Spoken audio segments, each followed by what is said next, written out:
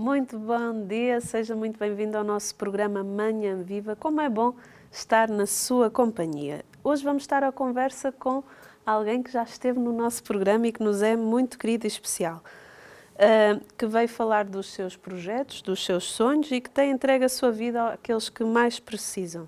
Está aqui connosco em estúdio Dom Diamantino Antunes, Bispo de Tete. Seja muito bem-vindo. Muito obrigado, Sandra, muito obrigado. E vamos iniciar esta manhã com um momento de oração que eu vou convidar o Sr. Bispo Dom Diamantino a conduzi-la. Em nome do Pai, do Filho e do Espírito Santo. Amém. Estamos no mês de maio, no mês de Maria, Maria que é a Rainha da Paz, e queremos rezar pela paz no mundo, de modo particular em Moçambique, mais concretamente na província de Cabo Delgado, uma região fustigada pela insurgência, pela violência de grupos armados que têm causado muita dor, mortes, milhares e milhares de deslocados. Então, para que se encontre uma solução justa para este problema, que se combatam as causas para trazer a pacificação naquela região, de modo a permitir às pessoas para voltarem às suas casas. Rezemos também por todos os doentes, de modo particular aqueles que padecem da doença do novo coronavírus. Digamos juntos a oração à Nossa Mãe do Céu. Ave Maria, cheia de graça, o Senhor é convosco. Bendita sois vós entre as mulheres, e bendito é o fruto do vosso ventre, Jesus.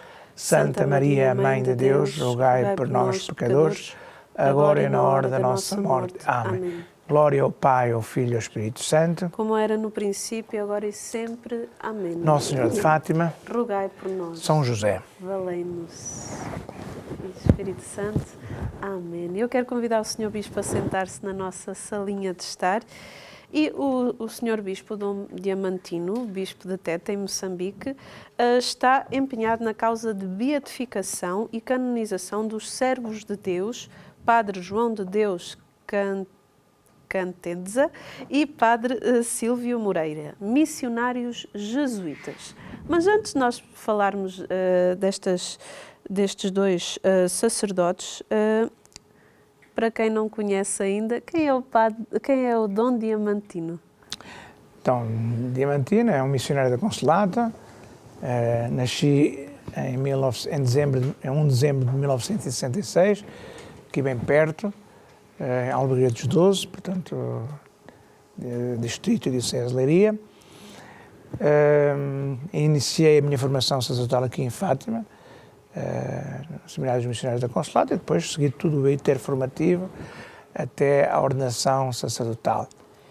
E que foi em 1994, aqui em Fátima também, fui ordenado no santuário.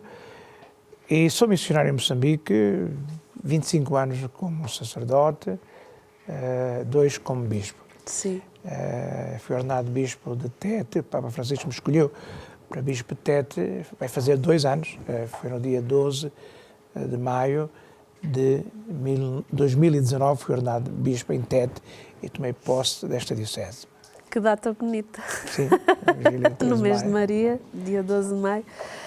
Quais são os projetos que está envolvido no presente momento, Sr. Bispo? São muitos. A Diocese de Tete é uma diocese muito vasta.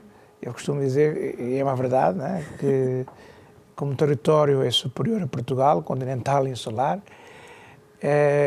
com uma diversidade bastante acentuada a todos os níveis, seja de clima, mas também do ponto de vista étnico-linguístico e também da vivência da fé. Sim. Portanto, é sobretudo também uma diocese de fronteira. Nós temos uma longuíssima fronteira com vários países, concretamente o Malawi, a Zâmbia e o Zimbábue. Portanto, é uma zona de passagem, de fronteira, mas de passagem, porque estes países não têm acesso ao mar, então todas as importações e exportações passam por Tete, porque o porto de chegada e de partida é o Porto da Beira, que se encontra no centro de Moçambique. E, portanto, é uma terra também com uma grande tradição religiosa católica, porque na África subsaariana, sem dúvida, é um dos primeiros lugares da chegada dos missionários católicos. Estamos a falar do século XVI. Os primeiros missionários a chegar a Tete foram os jesuítas. O primeiro chegou em 1562, portanto há mais de 500 anos. Embora a tradição católica já remonta há séculos, todavia a evangelização teve altos e baixos, né? Sim. E o grande crescimento do ponto de vista da evangelização foi no século XX, sobretudo a partir de 1940, depois do acordo missionário entre a Santa Sé e o Estado português. Mas nestes anos também, na história mais recente, houve grandes dificuldades, sobretudo devido à guerra. O território da província de Tete foi muito assolado pela guerra, por várias guerras, começando pela guerra colonial, contra a presença portuguesa, no início dos anos 1966 começou, e teve um impacto grande e levou ao encerramento de missões, ao afastamento dos missionários. Depois a Revolução marxista-leninista, muito contrária à ação e presença da Igreja, limitou muito a atividade missionária. E depois a Guerra Civil, entre a guerrilha de Renamo e o governo. Depois chegou o Advento da Paz, 1992, mas não houve, digamos assim, nestes anos, a possibilidade de dar missionários em número suficiente para reabrir as missões já existentes e também Sim. para criar novas paróquias.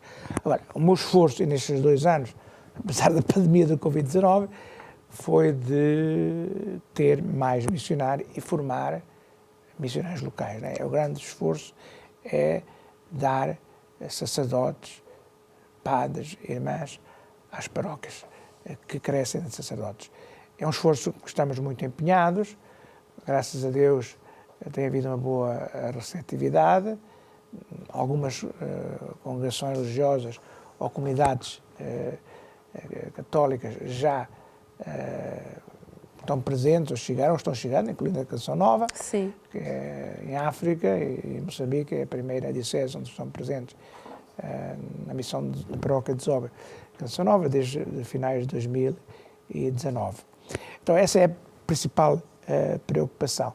Depois também a criação de novas paróquias, sobretudo nas áreas urbanas. A cidade de Tete é uma cidade que neste momento tem um crescimento bastante grande nestes últimos anos, devido à exploração dos recursos naturais, sobretudo o carvão, e a população quase que duplicou e é necessário, de facto, ter uma atenção particular às periferias, né? À periferia, onde as pessoas se vão aglomerando e precisam da presença da Igreja para dar uma assistência religiosa, de modo que as seitas não ocupem o espaço que deve ser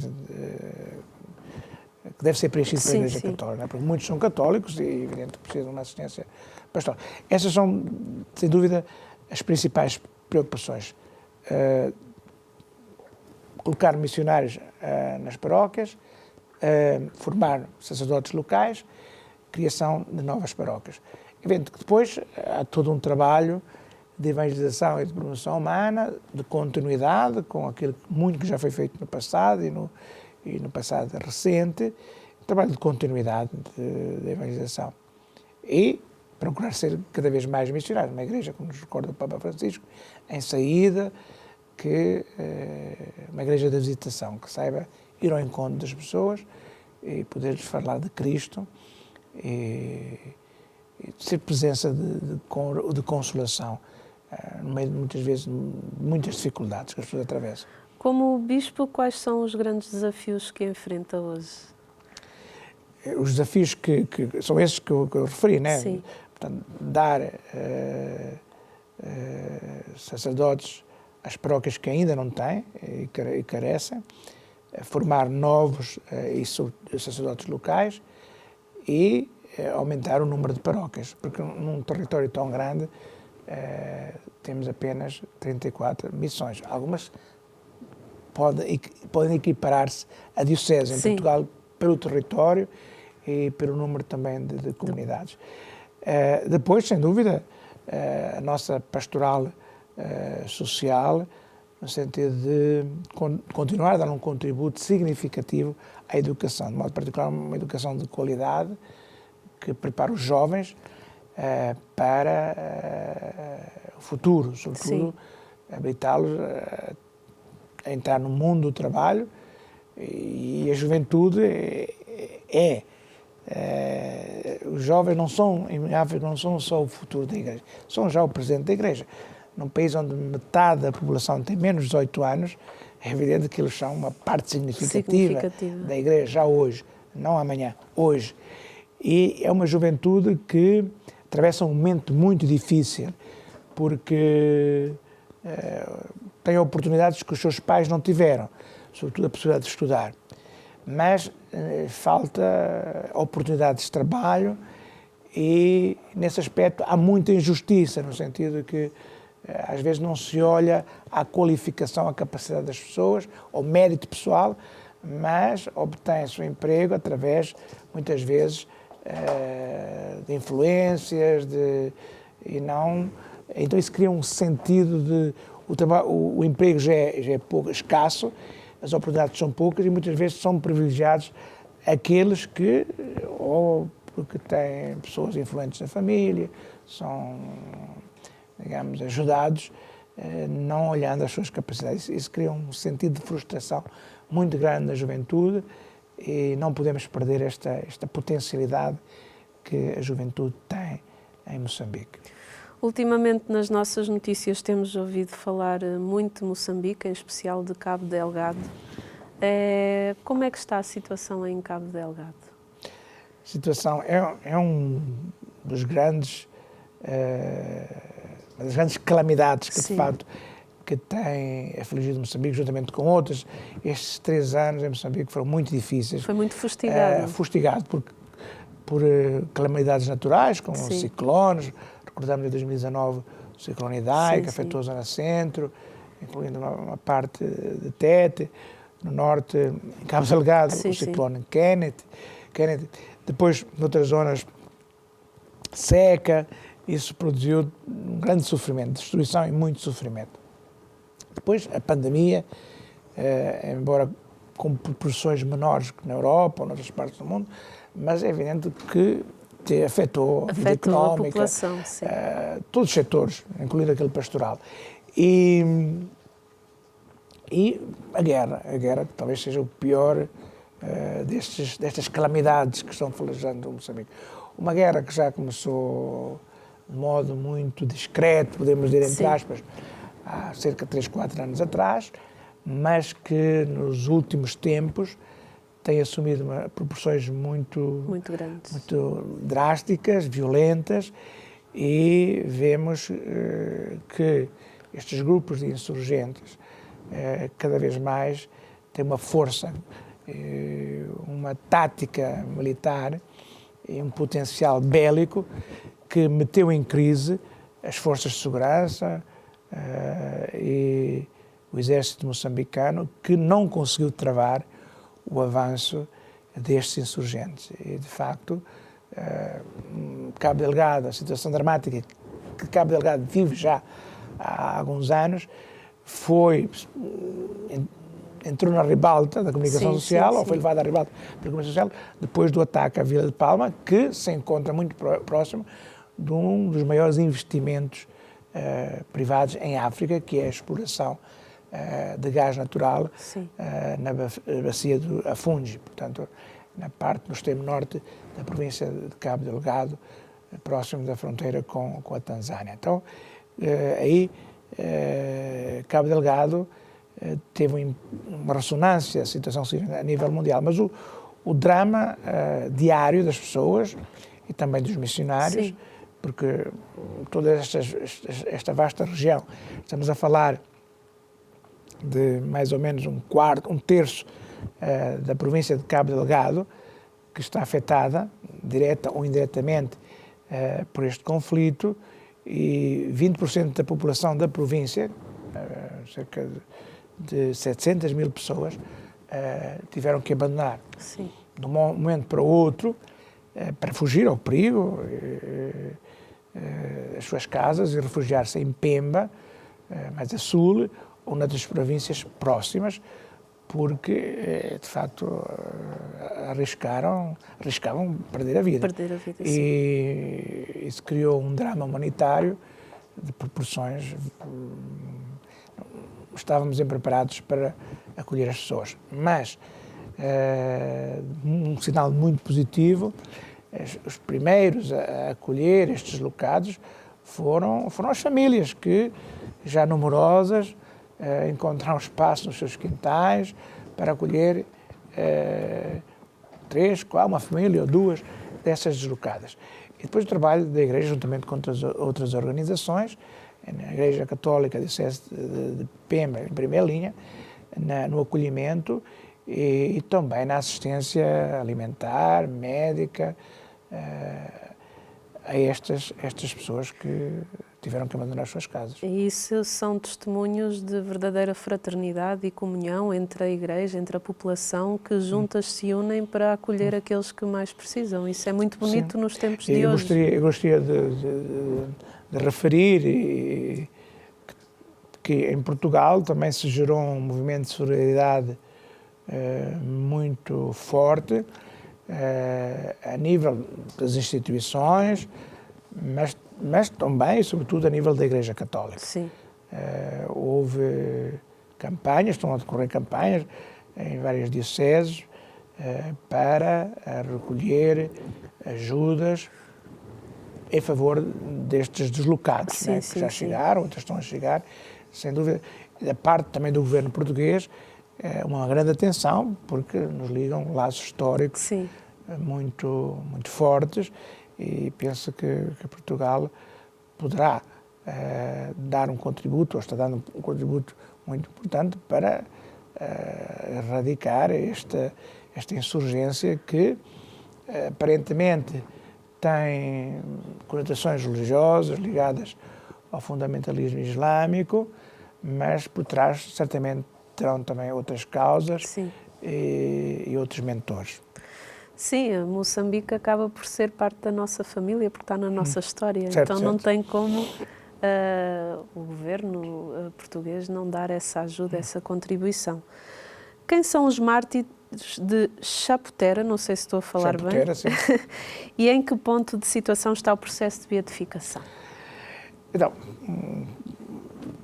parto desta constatação que a Igreja em Moçambique, ao longo dos séculos, de modo particular nos últimos decénios, é uma igreja de mártires, sobretudo a partir de 75, a Igreja Católica, também as outras igrejas, sofreram muitas restrições na prática religiosa, embora abertamente não houve uma perseguição, mas houve muitas limitações e uma campanha muito forte que tendia a impor o marxismo-leninismo e, consequentemente, também o ateísmo, e considerar a presença da Igreja como algo ligado ao colonialismo, ou então algo de obscurantista, né?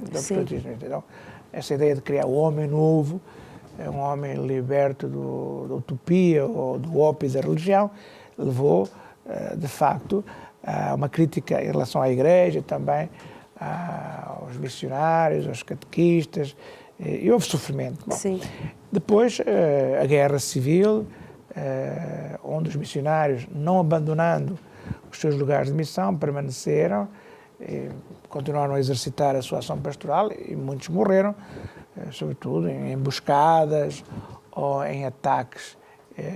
Mas, no caso dos mártires de Chaputera, portanto, Chaputera é uma aldeia que se encontra na diocese de Tete, na Angônia, região mais norte, próximo da fronteira com Malawi, e uma zona onde a guerra foi muito violenta, seja de um lado, seja do outro, portanto, ataques da guerrilha, represálias por parte do exército, e quem estava no meio e sofria era a população, né? Tem um provérbio africano que diz que quando os elefantes lutam entre Sim. si, quem sofre é o capim, é a erva, né? É a erva. E, de facto, estes dois elefantes lutando danificavam e prejudicavam a população. Sim. E os missionários, estes dois missionários, portanto, estamos a falar do padre João de Deus Canteza, luso-moçambicano, no sentido do seu pai era português, a mãe era moçambicana, mas foi educado pelos missionários. Foi o primeiro missionário jesuíta moçambicano. O padre Silvio Alves Moreira, português, natural de Rimião, Santa Maria da Feira, diocese do Porto, era português e missionário em Moçambique já há vários anos. Então, eles os dois tiveram uma ação muito importante junto às comunidades naquela região que era afetada pela guerra e pela violência. Primeiro, eles denunciavam os crimes de ambas as partes, defendiam a população. Inclusive, eles enterravam os mortos desta guerra, às vezes ficavam por sepultar, ou Sim. eram proibidos a população de enterrar aqueles que eram vítimas da violência. Então, eles davam o exemplo de ir eles mesmos enterrar, pegar, para que não sofressem de decomposição ou fossem comidos pelas feras. Então, isso também para animar as comunidades, as famílias a seguir o seu exemplo, vencer o medo, não é? O Sim. medo. E isso foi algo que, evidente, quem matava não gostava. Não Sim. gostava. Porque o matar e deixar ali era dar um exemplo à população para não colaborar nem com um lado, nem com o outro. E era para a população não se esquecer. Não Não se era? esquecer. E depois, quando a guerra atingiu um grau de violência tão forte, eles foram advertidos e eram conscientes, não eram inconscientes, eram conscientes do perigo, mas não é que, mas optaram por ficar. Sim. Então, quando os superiores, o bispo, o superior religioso disse, é bom que se retirem porque pode acontecer alguma coisa, ou ser vítimas de uma emboscada, ou mesmo eliminados, digamos, uma decisão vinda da parte do inimigo de vos aniquilar. Eles disseram, olha, o bom pastor, ou o pastor, não abandona o rebanho, as ovelhas no perigo. Tem que ficar com ele, porque é um mau pastor. É um pastor só de conveniência. Esta população precisa de nós, senão vão sofrer mais. Ou acabarão por fugir e ter que ir para o Malawi. Nós queremos que continuem aqui. Então a nossa presença é muito importante. Eram conscientes do perigo e de facto, aceitaram voluntariamente ficar. E houve um grupo que, em 30 de outubro de 1985, entrou na casa deles, retirou-os da casa, levou-os para um lugar próximo e foram mortos. Foram mortos de modo muito violento. E ficaram insepultos durante 4 dias. Portanto, aquilo que eles não queriam Sim. que acontecesse aos outros. mortos que eles viam, também que os matou, não sentiu aquela piedade, né, de deixar ao menos enterrá-los. Então foram encontrados em estado de composição e comidos pelas feras, pelas hienas. Né? Então, um testemunho. Mas nós iniciamos esta causa, sobretudo, tendo em atenção aquilo que é muito importante para iniciar uma causa de beatificação, é a fama. Neste caso, a fama de martírio. Isto é, apesar de já terem passado 35 anos deste acontecimento, espontaneamente, e transmitido também de geração para geração, de pais para filhos, os fiéis católicos e não católicos conhecem estes factos, conhecem esta doação. Foram homens, estes dois missionários foram homens de fé e coragem, e defenderam os princípios da justiça, exerceram a caridade plenamente. Então, essa fama e o lugar onde foram mortos é um lugar de peregrinação. As pessoas vão lá fazer romagem para recordar estes 2 missionários. Então, partindo disso, eu também conhecendo um pouco como se realiza o processo para uma causa de martírio, porque já fui postulador de uma outra causa de martírio em Moçambique, e catequistas, leigos, já está na fase romana, final. Foi a primeira causa iniciada em Moçambique. Esta será a segunda. Estamos para iniciar. Agora estamos a recolher, digamos assim, as provas documentais sobre os acontecimentos, também individuando os testemunhos que podem depor na sede do Tribunal Diocesano, dando o seu testemunho sobre o que conheceram e o que viveram e o que sabem das causas. Para a causa de martírio, tem que ter na base, para ser mártir, o ódio e a fé, ou uma virtude ligada à fé, que pode ser a justiça e a caridade. Sim. E nitidamente há ódio da parte de quem matou. Eles não foram mortos, digamos, numa emboscada ou por engano, não, foi um grupo que propositadamente foi para os eliminar, porque era uma presença incómoda. Vamos ficar aqui na presença incómoda destes missionários, porque a nossa primeira parte do programa já terminou, Sr. Bispo, e vamos para um brevíssimo intervalo. Acredito que queira ficar na segunda parte para saber mais um pouco da vida destes dois missionários que deram a sua vida pelo Evangelho, que deram a sua vida pelas suas ovelhas e que não desistiram. Vamos para um brevíssimo intervalo e já voltamos.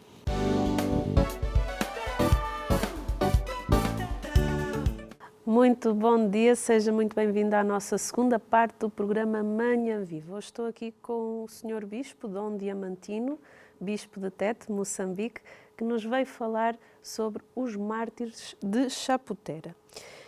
Quem lê as cartas do Padre Sílvio Alves Moraes fica estarrecido com as qualidades humanas, a sua coragem, as cruzes e os riscos da sua vida missionária. Por isso vou iniciar esta segunda parte lendo aqui um excerto dessas cartas, que diz assim: viviam totalmente dedicados ao bem do povo, sendo muito estimados por cristãos e pagãos.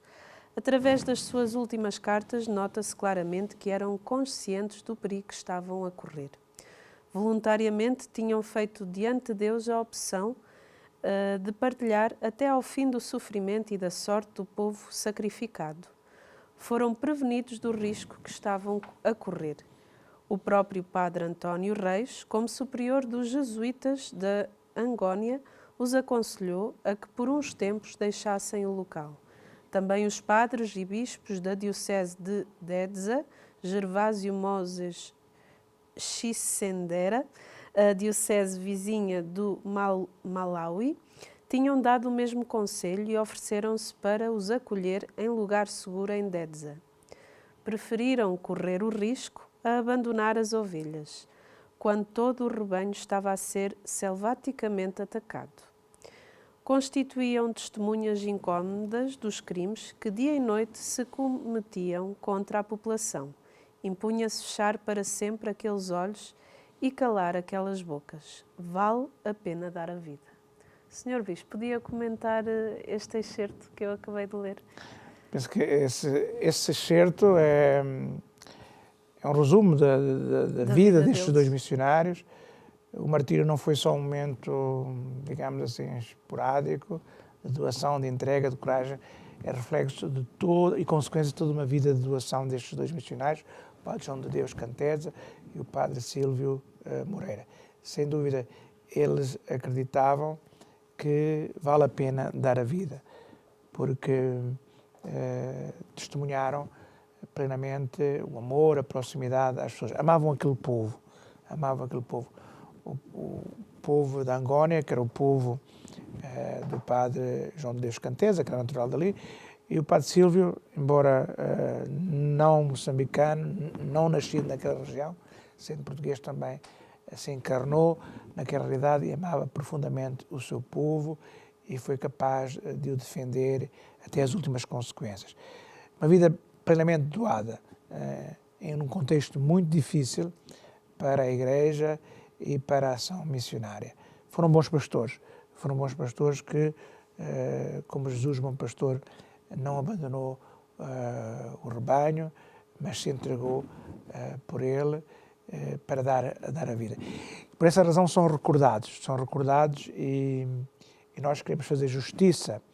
Não se trata, este processo não é de fazer justiça a ninguém, não é?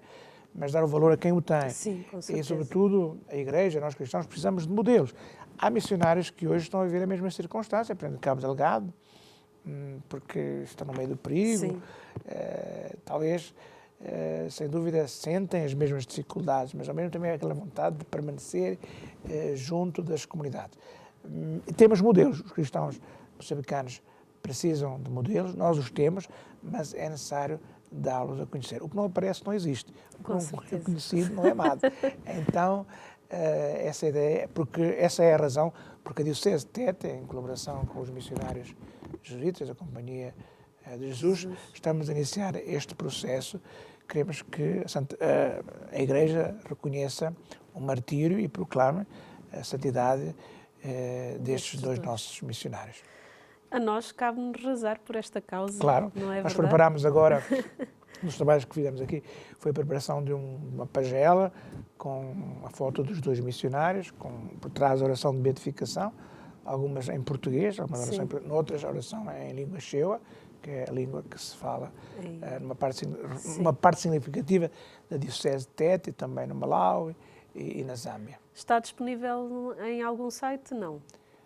Vamos começar, talvez teremos também que preparar um site sobre a causa da beatificação para dar a conhecer o testemunho destes dois mártires. Mas até lá, enquanto ainda não estão disponíveis todas a nível de site, comece já a rezar por esta causa, porque eu acho que é importante, não só para os moçambicanos, também para nós. Portugal, porque nós não temos nenhum mártir português, penso, do século XX. Certamente haverá, mas é reconhecido pela Igreja. Nós temos o grande São João de Brito, mas os mártires jesuítas do Brasil, mas não temos muitos mártires. Sim. Certamente houve muitos mártires na história da evangelização, mas declarados pela Igreja como mártires não temos. Penso que é um momento, oportunidade. São mártires do século XX. Histórico também, que eu acho que é importante, e dois modelos, dois exemplos, acredito que a serem seguidos. Dom Diamantino, aqui no intervalo nós falávamos do missal. Poderia-nos falar sobre isso? Sim, falámos de língua, né? Falei da língua chewa.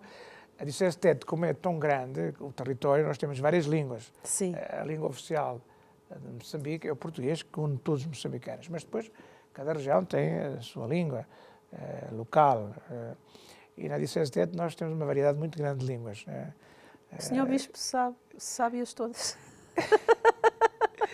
Eu em Tete estou há 2 anos, portanto aprendi outras línguas noutras dioceses. Celebra a missa nas 3. Nós temos três línguas principais, ok. O Chewa, que é essa região norte, onde trabalharam e foram mortos o padre João Deus Canteza e o padre Silvio Moreira. E depois, cidade de Tete e parte sul, oeste da diocese, temos o Chinhungue. E depois, no sul, temos o Chicena. Eu, quando visito uma paróquia, dependendo da língua, eu celebro a missa e uso a língua em cada uma destas locais. Né? Ainda não falo, entendo um pouco, mas estou estudando e de facto é muito importante. E chegamos à publicação do missal, porque a língua é o vínculo de ligação efetivo com as pessoas, né? De comunicação, se queres entrar numa casa, entras pela porta. Se queres entrar numa cultura, no coração das pessoas, é a língua. É a língua. Mesmo que as pessoas, algumas falam português, mas, evidente, vibram mais com a língua local. E nós, depois do Vaticano II, a Igreja Católica, permitiu o uso de todas as línguas na liturgia, na celebração da Santa Missa. Então, nós já temos missal em Xichewa, em Chicena, eu falo do missal dominical. O missal é as leituras de cada domingo, com as orações, o ritual da missa. Tínhamos já a tradução, mas eram edições provisórias, portanto, fotocopiadas. Agora nós já queremos ter o missal em língua Chinhungue, já numa versão mais acabada, né? Impressa, mais oficial. É oficial, impressa e outra qualidade, né? Em forma de livro. Então, nos trabalhos que estou a desenvolver nesta altura, pedir vários orçamentos a várias gráficas, e já individualmente umas, e vamos então publicar aqui o missal, porque lá não temos condições para isso, mas em termos de qualidade, porque tem 850 páginas, portanto é um livro grande, e também se usa muito, né? Portanto, a qualidade do papel e da edição deve ser de bom acabamento. Sim. Então, esse é um trabalho, isto é, para facilitar as pessoas o acesso à palavra de Deus. E, contemporaneamente, estamos a fazer o trabalho, portanto, o missal já estava traduzido, né? É só publicação, mas estamos a realizar o trabalho de tradução da Bíblia, integralmente, também nesta língua espanhola, que é um trabalho moroso, exaustivo, porque, de facto, e depois é traduzir a palavra de Deus, né? Porque tem que haver tradução, correções, passar por muitas mãos, e não é fácil traduzir das nossas línguas para uma língua que, de facto, tem uma limitação de vocabulário, né? Sobretudo, estas línguas banto são muito concretas, né?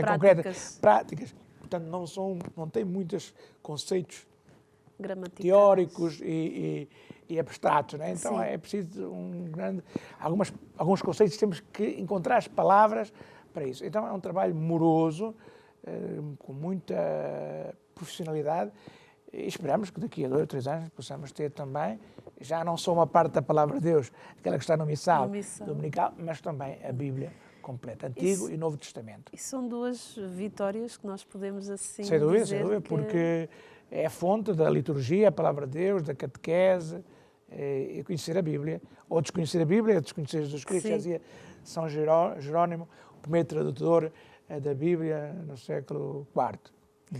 Senhor Bispo, qual é o projeto anual da Consolata em Portugal a que se está a dedicar neste momento? Os missionários da Consolata, todos os anos, apoiam um projeto ligado a um país, a uma missão onde estão presentes.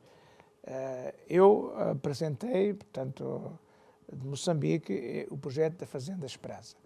Então, o projeto quem é a Fazenda Esperança, e o projeto que se está a realizar aqui, ou a campanha que está-se a realizar aqui em Portugal, dinamizada pelos missionários da Consolata, é sim a Esperança.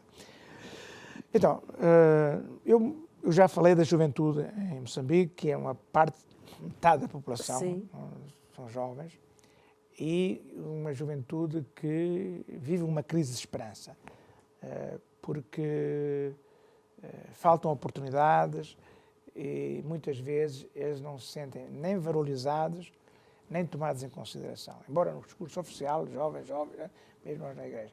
Então há uma certa frustração. E muitas vezes os jovens, para fugir à realidade, entram no mundo da droga, da bebida, dependências várias, né? E acabam-se por destruir e, consequentemente, também destruir as suas famílias, e é um drama. E, infelizmente, em Moçambique, é evidente que as prioridades são outras, os cuidados básicos de saúde, né? Os serviços de saúde alimentar, né? Comunidades de recuperação, comunidades terapêuticas para acolher estes jovens e fazer uma reconstrução interior para poderem voltar às suas famílias, à sociedade, renovados, não há, e libertos destas dependências do álcool, da droga e outras.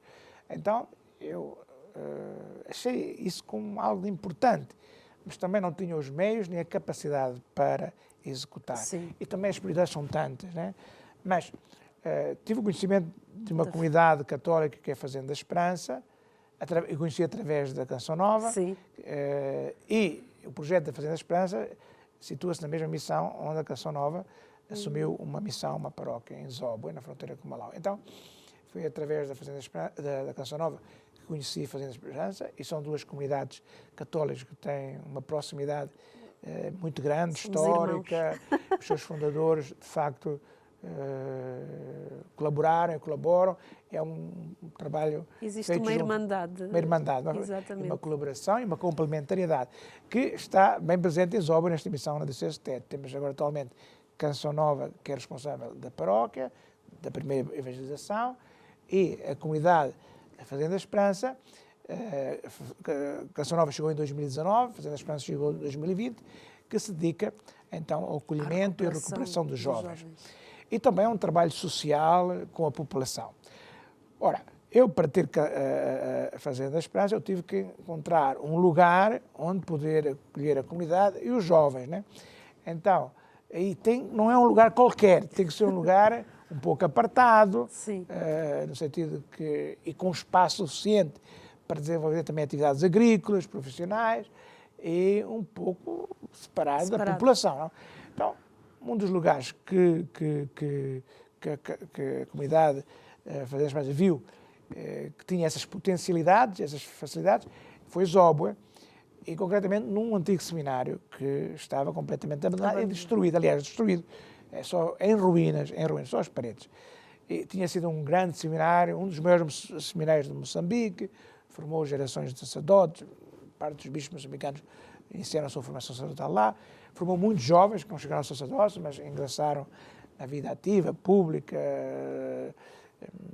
Bom, é um lugar histórico. Bom, eu pensei em recuperar pelo valor histórico, né, pela antiguidade, mas depois também que servisse para alguma coisa, né? Então,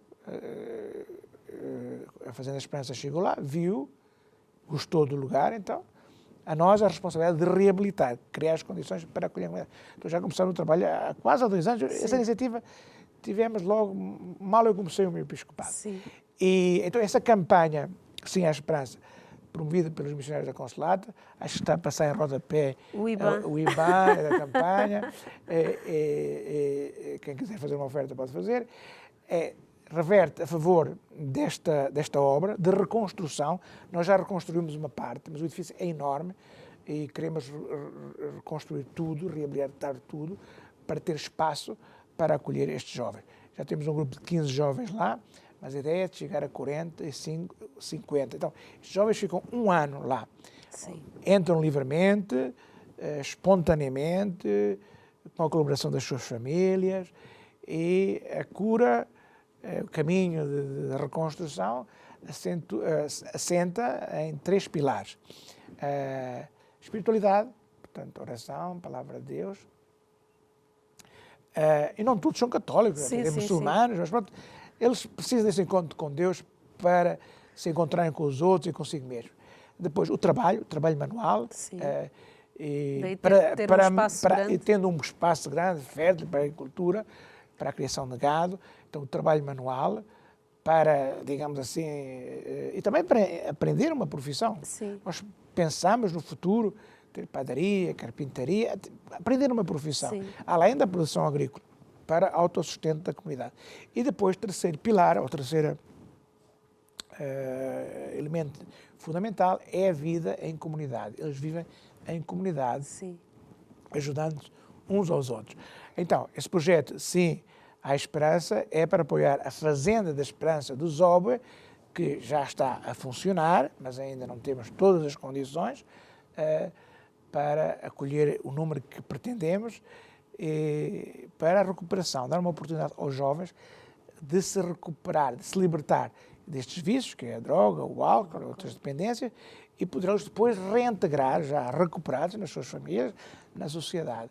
A Fazenda da Esperança já começou numa outra diocese há 10 anos, está a fazer um trabalho extraordinário, único em Moçambique, e nós, mas Moçambique é grande, né?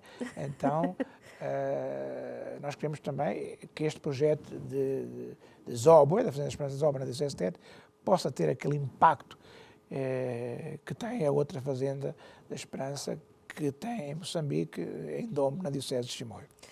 Então, ao ajudar esta causa, Sim à Esperança, não só está a ajudar a reconstruir um edifício, mas também estará a ajudar a reconstruir vidas destes jovens que são tão preciosos para a nossa sociedade e que são o nosso futuro. Então, convido a si que está aí em casa, se puder apoiar esta causa, o IBAN com certeza está aí a passar em rodapé, apoie, porque eu acho que é uma causa que todos nós deveríamos abraçar e ajudar, porque estes jovens precisam de nós, precisam da nossa ajuda e precisam de uma oportunidade e precisam que nós confiemos neles, não é? Certamente, certamente. Isso é importante. E a responsabilidade é muito grande, a corresponsabilidade. Senhor Bispo, o que é que está a preparar também neste momento, lá na sua diocese? Estou a preparar muitas coisas. é um bispo muito operante, pelo que eu estou a ver. Também aproveitar estes anos ainda, em que temos força, entusiasmo. Sim. E sem dúvida que, olha, por exemplo, um dos projetos, há indicações que a Santa Sé me deu, como Claro. escolheu, por exemplo, uma delas é, disseste, é enorme, né? Que abriam todas as dioceses de Portugal, que são 18, salvo erro. Então, criar uma nova diocese, sem dúvida, é uma prioridade. Mas a nova diocese só se pode criar quando tivermos sacerdotes, quando tivermos mais paróquias. Então, mas esse é o objetivo, que em poucos anos possamos criar uma outra diocese, dividida em TET. Depois, justamente a formação do clero local. Formação não só para chegar ao sacerdote, mas depois também essa formação permanente e especialização. Então, eu encontrei 12 sacerdotes diocesanos na diocese, já ordenei 5 em 2 anos, que é fruto do trabalho do meu predecessor, não é? E agora, regressando, vou ordenar outros 3, portanto, de 12 vão ser 19, é um aumento bastante bom em pouco tempo. E temos 23 seminaristas já na etapa de filosofia e teologia, portanto, nos últimos anos. Quer dizer que nos próximos anos vamos ter uma média de 2, 3 ordenações por ano, se Deus quiser. Mesmo assim, é insuficiente. A parte destes, temos também 40 missionários de várias congregações, de várias nacionalidades, mas todos são insuficientes para poder dar assistência à religião. Porque a população, sem dúvida, a população aumenta, a população está estabilizada em Portugal, lá aumenta.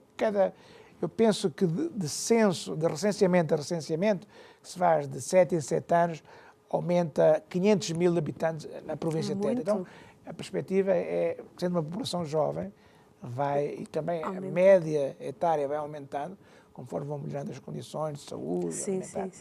Então, prevejo um aumento populacional significativo.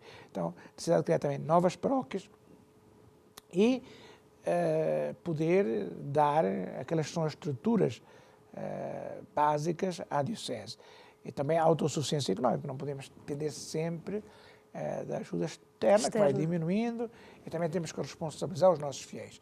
Então, essa batalha pela autossuficiência é muito importante. Consciencializar os cristãos que, mesmo pobres, podem contribuir para a manutenção dos seus padres e para o crescimento da Igreja. E eu falei da formação dos sacerdotes, mas estamos também a investir muito na formação dos líderes, dos catequistas, dos leigos. Temos um centro catequético na nossa diocese, que forma famílias de catequistas durante um ano, toda a família, que vivem juntos, em comunidade, neste centro catequético, e que depois são enviados em missão. Então é o trabalho da formação a todos os níveis e dar, como é tradição da Igreja, segundo as nossas possibilidades, um contributo para a promoção humana das pessoas, sobretudo a nível da educação e da saúde, muito educação. E insistir naquilo que é a qualidade e colocando também os valores cristãos. Formar as pessoas não só intelectualmente, mas também moralmente. E esse também é o grande pedido que as autoridades nos fazem, o governo nos faz, a moralização da sociedade. Que as igrejas têm uma responsabilidade grande e é necessário, porque a nossa sociedade padece de muitos males, não é só a guerra, não é só a fome, não é só as calamidades naturais, é também a corrupção e, sobretudo, muitas vezes, um certo individualismo, o não olhar ao bem comum, mais ao interesse de parte, ou do grupo, ou pessoal. Então, sem dúvida que esse trabalho de formação e de sensibilização para aquilo que é o bem comum, o respeito da natureza, por exemplo, é muito importante. Então, esse trabalho é imprescindível e a Igreja está a fazê-lo e tem possibilidade de o fazer, porque tem uma doutrina social muito rica, católica, e tem experiência e tem uma presença, digamos, em todo o país, E nós contactamos as pessoas, a Igreja tem uma autoridade moral bastante grande. Eu costumo dizer que, é uma verdade, o influxo da Igreja Católica vai muito mais além da sua expressão numérica. A voz dos bispos talvez é uma das poucas vozes independentes, independentes de mostrar de uma parte ou de outra, e quando nós bispos nos reunimos, não é só para falar de coisas referentes à Igreja ou à sociedade, ou aliás, não só referentes à Igreja ou a evangelização, também olhamos para fora de nós, onde estamos inseridos, a Igreja está encarnada no mundo, também à realidade social, e procuramos dar os nossos conselhos, fazer as nossas observações, às vezes também as nossas críticas positivas, sim, né? Sim, de forma para a construir. melhoria, construtivas, para a melhoria da vida das pessoas, né? Senhor Bispo, o nosso programa já chegou ao fim, infelizmente, porque estava a ser muito boa a nossa conversa. Quero agradecer a sua presença aqui no nosso programa, mas também na nossa comunidade, e por nos acolher lá em Tete. Tem sido uma alegria muito grande ter notícias dos nossos irmãos e de toda a vida missionária que eles têm tido. O nosso bem-aja, e vamos estar a rezar por si. E muito obrigado. Parabéns pelos 20 anos. Estou para celebrar 20 agora anos da TV. Dias, 20 anos da TV em Portugal, e da presença, quantos já são em Portugal da Canção Nova? 23, se não estou em erro. 23. Portanto, então, parabéns e muita força. Obrigada. Obrigado. E assim que está em casa, o nosso bem-aja pela sua participação também no nosso programa, você que nos vê, que nos acolhe e que entende a nossa missão de evangelizar, o nosso bem-aja porque você colabora com a comunidade Canção Nova, e fica aqui o convite. Apoie este sim à esperança. Vamos dar esperança àqueles que mais precisam. Até ao próximo programa, se Deus quiser.